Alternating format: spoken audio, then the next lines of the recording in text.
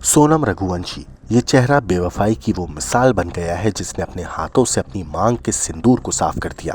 आज आपको बताएंगे सोनम की बुर्के वाली मिस्ट्री और कब और कितनी बार राजा को सोनम ने मारने का प्लान बनाया जो फेल हुआ।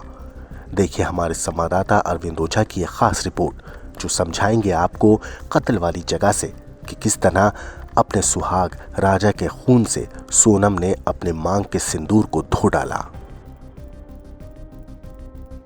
यहाँ से जब वो जाते हैं तब सोनम वो रेनकोट आकाश को देती है। दरअसल रेनकोट में उसके पति के खून के छींटे पड़ जाते हैं। अब जाहिर सी बात है रेनकोट को ठिकाने लगाना था, इसलिए वो रेनकोट सोनम आकाश को देती है।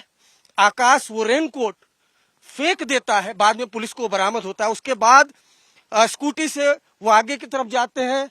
सोनम शिलोंग में नीचे उतर जाती है। इस दौरान विशाल सोनम को एक बुर्का देता है। दरअसल विशाल को बुर्का राज ने दिया था और वो कहा था कि सोनम को दे देना।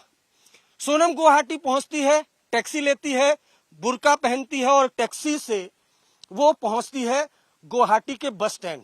उस बस स्टैंड से वो फिर पहुंचती है सिलीगुड़ी। सिलीगुड़ी से बस से वो पहुंचती है पटना। पटना से फिर बस पकड़ती है, पहुंचती है आरा।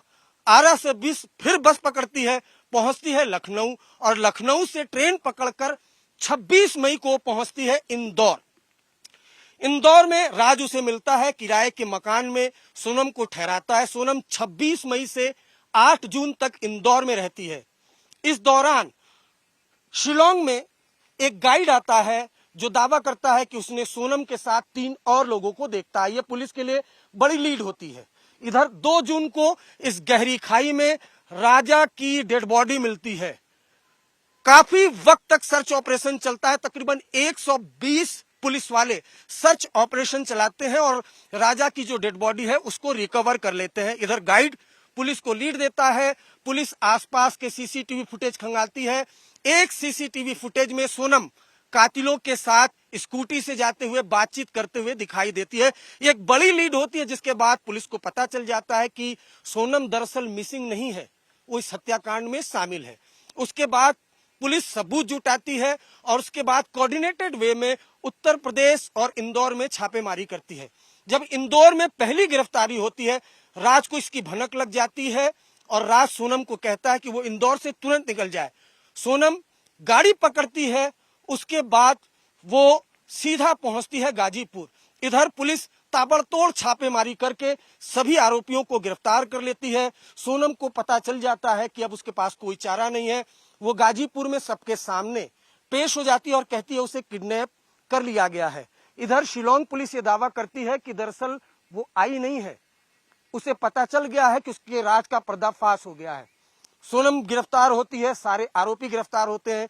पूछताछ में पहले सोनम कहती है कि राज मास्टरमाइंड है, राज कहता है कि सोनम मास्टरमाइंड है, लेकिन आखिरकार ये पता चलता है कि इस पूरे हत्याकांड का मास्टरमाइंड राज ही है। लेकिन पूछताछ में दोनों ने जो खुलासा किया है वो उनके क्रिमिनल माइंडसेट को शो करता है। दरअसल दोनों एक दूसरे से प्यार करते थे और किसी भी हद तक जाकर एक दूसरे के साथ रहना चाहते थे। इसलिए दोनों ने पूछताछ में बताया है कि पहले भी उन्होंने एक प्लानिंग की थी।